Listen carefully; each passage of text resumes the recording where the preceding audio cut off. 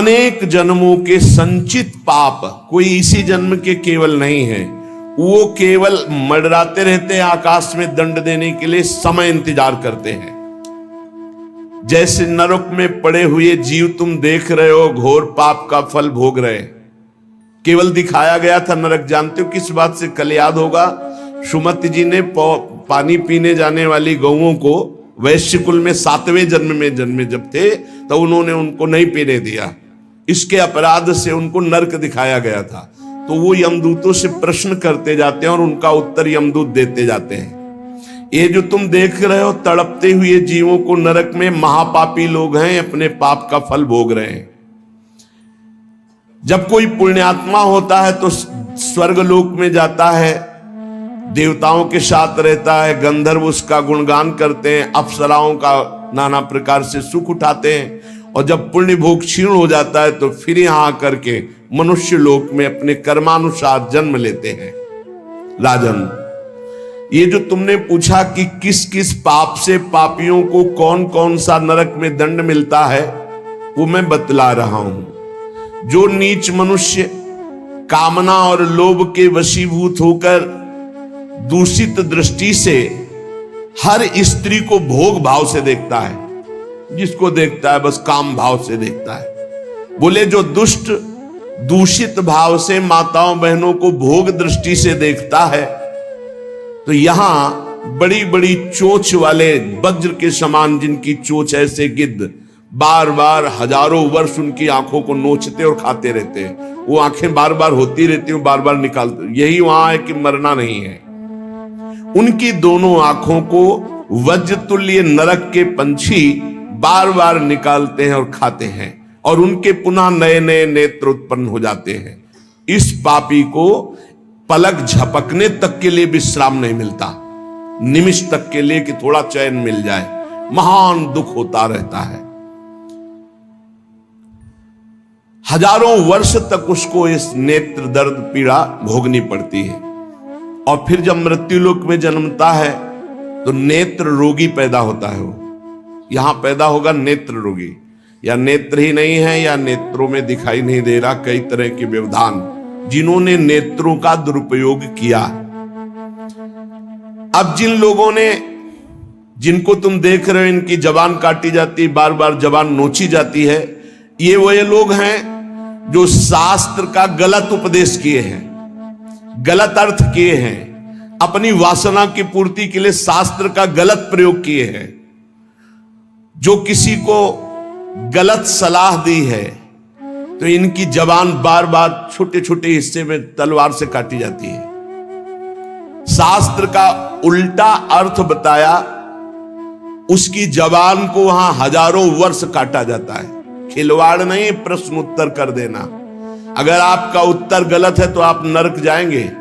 प्रश्न करता तो आप पर श्रद्धा करके पूछ रहा है, और आपने मनमानी उत्तर दे दिया और वैसा आचरण कर दिया तो उसको पाप नहीं लगेगा, पाप आपको लगेगा क्योंकि आपने आदेश किया है, और आपकी दुर्गति हो जाएगी। इसीलिए अनाधिकारी को जब जनक जी महाराज विदेह राज ने पूछा, निमि जी ने नवयोगेश्वरों से कि मैंने यही प्रश्न कर्म के विषय में सनकादि से पूछा था, वो मौन थे, कोई उत्तर नहीं दिया, क्यों? तो बोले उस समय आपका ज्ञान जागृत नहीं हुआ था, आप उस समय अनाधिकारी थे, कर्म का बड़ा सूक्ष्म विषय होता है, इसीलिए वो मौन थे। ऐसा नहीं कि हर प्रश्न का उत्तर फटाक से दे दे, और वो गलत है अगर उत्तर तो शास्त्र सम्मत नहीं है तो उत्तर देने वाले को नरक का दंड मिलेगा, उसकी जबान हजारों वर्ष वहां काटी जाएगी। जो शास्त्र का गलत अर्थ करता है, जो शास्त्र को अपनी वासना पूर्ति के लिए घुमा करके बोलता है, जो किसी को बुरी सलाह देता है, उसकी जबान यहां काटी जाती, जो देख रहे हो। और हे सुमति जी, जो वेद की निंदा करते हैं, देवताओं की निंदा करते हैं, संतों की निंदा करते हैं, वैष्णव की निंदा करते हैं, गुरु की निंदा करते हैं, गुरु पर दोष दृष्टि करते हैं, गुरु को वक्र दृष्टि से देखते हैं, क्रोध दृष्टि से, उन सब को यहां भयंकर वज्र तुल्य वाले जिनकी चोंच है, ऐसे पक्षी गिरा गिरा करके उनके अंगों को नोचते हैं, जबान, आंख और उनके शरीर के अंगों को। जितने निमेष तक उनके द्वारा ये जिह्वा जनित पाप हुआ है, उतने हजार वर्ष तक उनको पक्षी नोचते हैं।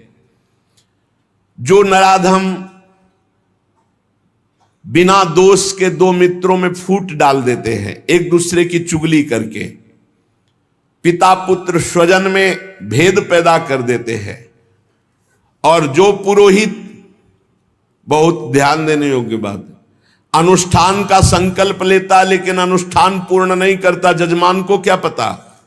जो पुरोहित जजमान से नियत संख्या ले ली धन और अनुष्ठान पूरा नहीं किया, या जो अपनी माता और पिता का अपमान किया, जो अपनी शरणागत अपने अर्धांग विराजमान पाणिक ग्रहण की हुई पत्नी का विविध प्रकार से अपमान और शोषण किया, वो यहां आरे से चीरे जाते हैं हजारों वर्ष तक। दिखाया, देखो ये बीच आरे से आराम आराम से एक एक अंग चीरे जाते हैं। उस पुरोहित को भी दंड मिलता है, उस पुत्र को दंड मिलता है जो माता पिता का अपमान, उस पति को दंड मिलता है जो पत्नी का शोषण, उस पत्नी को दंड मिलता है जो पति से छल करती है। आप खुली आंख इनकी दुर्गति देख सकते हैं। जो दूसरों को कष्ट देने का स्वभाव बना लिया है, बातचीत चेष्टा से कष्ट ही देना है, जो दूसरों की प्रसन्नता में जलते हैं, जो दूसरों की घरों में सोए हुए घरों में आग लगा देते हैं या फसलों में आग लगा देते हैं और उनको प्राणांतक कष्ट देते हैं, उन अधम पापियों को यहां जलती हुई आग में जलाया जाता है। तुम देख लो, तपती हुई बालू डालकर उनको भूना जाता है और यहां आग में उन्हें जलाया जाता है। जो एक जगह निमंत्रण मिला, फिर दूसरी जगह निमंत्रण मिला, तो पहले निमंत्रण वाले को छोड़ करके दूसरे के यहां निमंत्रण पाकर फिर पहले वाले के यहां निमंत्रण पाने गया, ऐसा नहीं है। ये नरक का कारण बन जाएगा। एक जगह निमंत्रण है, वहां गए, अगर हम भूखे हैं तो भूखे, नहीं मिला तो नहीं मिला, अब दूसरे दिन देखा जाएगा। 2 3 4 निमंत्रण, ऐसा नहीं। जो ब्रह्मर्षि किसी देव कार्य के लिए, पितृ कार्य के लिए यजमान के द्वारा निमंत्रित किया गया और वो दूसरी जगह भोजन कर लिया, दूसरे निमंत्रण को स्वीकार करके फिर उसके यहां भोजन करने गया, तो उसको यहां नरक में 2 टुकड़े करने वाला दंड मिलता। बार बार उसके 2 टुकड़े। ये बार बार बहुत जगह भंडारा, बहुत जगह निमंत्रण, ये ऐसा नहीं है। सिद्धांत है, तुम भूखे हो तो एक जगह चले जाओ और अपना पेट भरो, भजन करो। ये नहीं कि 5 जगह चले गए तो खूब दक्षिणा 5 जगह की मिली तो सुन लो। ये तस्मा शास्त्रम प्रमाणम, ये शास्त्र है, मनमानी नहीं। पहले ऐसा कभी ब्रह्म ऋषि जन नहीं करते थे। 5 घरों में भिक्षा मांग लो, या निमंत्रण है तो एक जगह जाके पेट भर लो जो रूखा सूखा मिले। ये 14 जगह भंडारा, 14 जगह निमंत्रण, तो उसकी व्यवस्था है। ये नरकगामी बना देगा, बुद्धि भ्रष्ट हो जाएगी। जो सदैव कड़वी बातें बोलकर लोगों के दिल पर चोट पहुंचाते रहते हैं। कुछ लोगों का ऐसा स्वभाव होता है, जब बोलेंगे तो हृदय की पीड़ा प्रकट हो ही जाए, ऐसा उनका है। ऐसे हैं वो, ऐसे बोलते हैं कि अत्यंत पीड़ा दे। ऐसा करने वालों को यहां के पक्षी टूट पड़ते नरक में लाते हैं, नोच नोच करके उनको खाते हैं। जो यहां किसी की चुगली करता है, उसकी जिह्वा तेज छुरे से बार बार ऐसे चीरी जाती है, फिर पूरी हो जाती है, फिर चीरी जाती है। जिन्होंने उद्दंडतावश अपने पूज्य जनों का अनादर किया, उनको मारा पीटा, गुरुजनों को, अपने गुरु को, माता को, पिता को, बाबा को, पितामह को, ये पूज्य जन है, ये गुरु के समान पूज्य हैं। जो अपने गुरुजनों को, पूज्य जनों को अनादर करता है, दंड देता है, मारता है, पीटता है, वो देखो ये कुंड बने हैं विष्ठा के, पीब के और मूत्र के। मूत्र का कुंड, विष्ठा का और पीब का। नीचे करके मुख उन्हीं कुंडों में डाल दिया जाता है, ऊपर से पैक कर दिया जाता है। हजारों वर्ष वही खाओ, वही सड़ो, कितना भयानक कष्ट है। नीचे के मुख करके उसमें डाल दिया जाता है।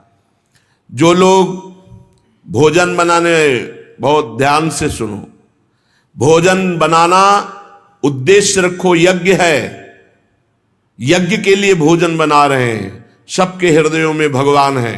पहले भोग लगाओ श्री भगवान का, फिर दरवाजे पर निकलो और आसपास झांक के देखो, कोई पशु पक्षी, कोई मनुष्य, कोई संत महात्मा, कोई भूखा तो नहीं दिखाई दे रहा।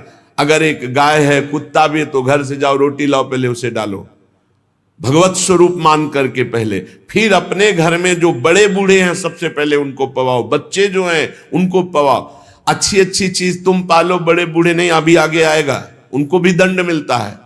तो जो रसोई बनाए तो उसे भाग लगाना चाहिए, देवता का भाग, अतिथि का भाग, कौवे का भाग, गाय का भाग, और अपने जो पूर्व के बुजुर्ग जन हैं पहले उनकी सेवा। अच्छा, जो भी रसोई बने, भगवान का भोग लगाया, दरवाजे तक गए, अतिथि को देखा, एक गौ के लिए ग्रास निकाला, एक कौवा पक्षी आदि के, जरूर जरूर ये नहीं निकालोगे तो पाप है। गीता जी में कहा, जो अपने लिए पका के पाता है वो पाप पाता है। तो जो अभ्यागत, अपने बुजुर्ग और अतिथि, अब कोई साधु महात्मा आया, माना कोई भी हो, वो दरवाजे में पुकारा, राधे श्याम, आप छुप नहीं सकते, आपको निकलना पड़ेगा। हाँ, राधे राधे, क्या चाहिए, क्या सेवा करूं आपकी? आप जल पिएंगे, आप भोजन पाएंगे? नहीं, मुझे पैसा चाहिए। वो नहीं दे सकता, खत्म खेल, आपका आदर हो गया।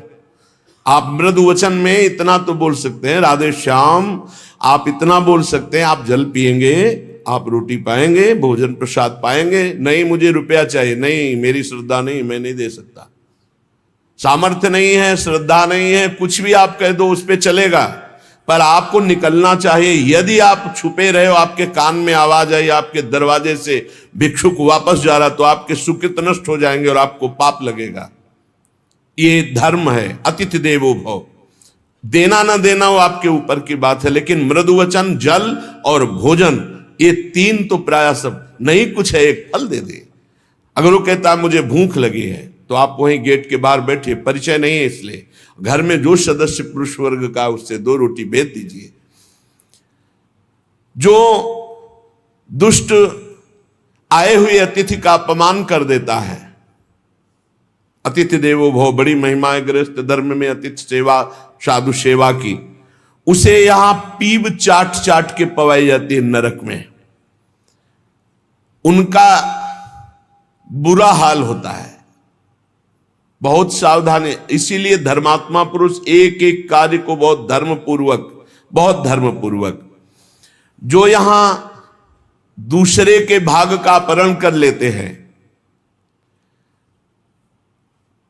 पंगत में एक ही भोजन चलना चाहिए, ऐसा नहीं छुपा होना चाहिए कि 10 लोगों को और 10 लोगों को और। घर में ऐसा छुपाव नहीं होना चाहिए कि बूढ़ा बुढ़िया के लिए सूखी रोटी दाल और आप गर्मा गर्म हलवा और अच्छे अच्छे पदार्थ पा रहे हो। जो ऐसा भेद करके भोजन करता है, मुखिया मुख सो चाहिए, खान पान सो एक। जिसके घर में समर्पित नौकर हैं उनको भी वही भोजन पवाओ जो तुम पाते हो। ऐसा नहीं हो सकता कि तुम बढ़िया बढ़िया और फिर निकृष्ट भोजन उसको, ये तुम्हारा पाप बन रहा है। सबके हृदय में भगवान है, भोजन वही, तुम भले बचा खुचा पालो, घर के मालिक हो, लेकिन सेवकों को, बालकों को, वृद्धजनों को, अतिथि जनों को भरपूर। ये धर्म का ज्ञान अगर नहीं है तो फिर कह रहे कि शरीर बड़ा भयानक मिलता है और मुंह सुई की नोक के बराबर होता है। अब वो इतना भूख से व्याकुल होता है, पर उसको खाने को क्या मिलेगा? वही गंदी चीज और सुई की नोक के, और हाथी जैसा शरीर, और भूख से वो तड़पता रहता है। ऐसा हजारों वर्ष नरक में मिलता है। किसानी के बहुत पुरानी घटना नहीं है, भाई जी महाराज कह रहे, कुछ वर्ष की है, ये अक्षरशः सत्य है। ये कोई हम कथा नहीं कह रहे, हम जानबूझ करके पता नहीं दे रहे। मुझे जिला गांव सब पता है। वो कृषि कार्य करते थे, गृहस्थी का कार्य किसानी से पूरा होता था। उनके पास एक बैलों की जोड़ी बहुत सुंदर थी और एक बैल, दो भाई थे। एक दिन संध्या काल के समय जो व्यापारी थे बैलों के, उनको पता चला गांव में दो किसानों के पास बहुत सुंदर दो जोड़ी बैल हैं, एक जोड़ी से उनका काम चल सकता है, आप प्रयास करेंगे तो एक जोड़ी बेच देंगे। अर्थ है आपकी शरण में आया है तो आपको अपने प्राणों की बलि चाहे देनी पड़े, उसकी हानि नहीं होनी चाहिए, शरणागत की हानि नहीं होनी चाहिए।